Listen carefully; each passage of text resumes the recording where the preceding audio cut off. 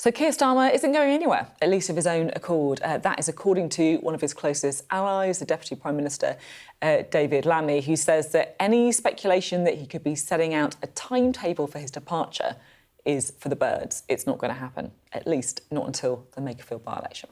Just finally, Lisa Nandy spoke to my colleague Trevor Phillips over the weekend and said the Prime Minister has got to take his own decision about whether he wants to take the fight forwards.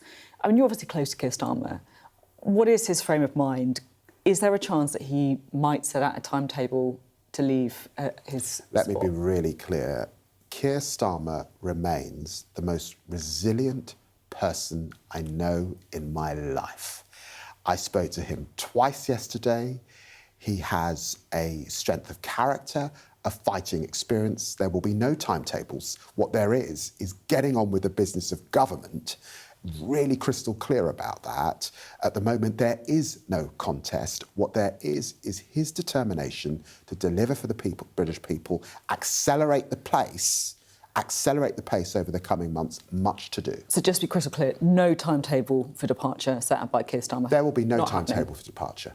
But there was one question that David Lammy couldn't really answer, and I think this goes to the heart of why we really are through the looking glass when it comes to the by-election in Makerfield. Because it feels like the spin is, if you don't like Keir Starmer, vote Labour. Are you going to be out there campaigning for Andy Burnham? 100%. My question on this by-election is, if you quite like Keir Starmer, who should you vote for? Oh, look, this is a Labour by-election. We've got to fight for every vote. Reform will be challenging hard. I've known Andy Burnham for over a quarter of a century. We were both protégés of the wonderful Tessa Jow. We worked together all those years ago under Tony Blair. He will be a great addition to Parliament for Makerfield. He has my full support. I will be up there. Much of the Cabinet will be up there, of course. The Labour movement will be up there to make sure we win. The reason I asked the question, though, it is a little bit confusing because, in a way, a vote for the Labour candidate in Makerfield is a vote to get rid of Keir Starmer. So if you kind of like Keir Starmer, feels a bit...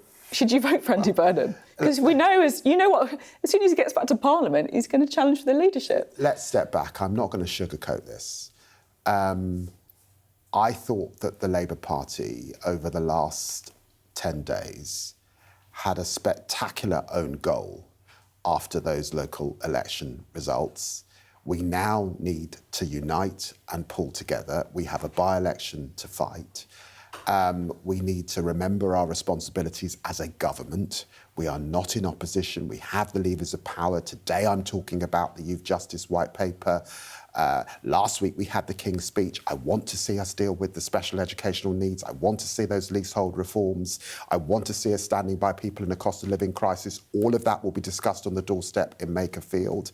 We need to ensure that these 10 days are brought to an end, because if we get 10 weeks, people will look at us, they will see what happened under the Tories, and we'll be out of office in a few years' time. I mean, it sounds like you're kind of frustrated. Was it right that you were kind of like calling around colleagues, trying to get them to, rein it in, back the government? Did you have a few frank conversations? None of us can have been immune to ordinary British people looking in at the Westminster bubble, seeing infighting and briefing and being turned off, when actually what they want is a government getting on with improving their lives. So yes, of course, now is the time to stop the own goals, to get on the pitch, to pass the ball amongst ourselves, to play in the right direction, to score some goals on behalf of the British public.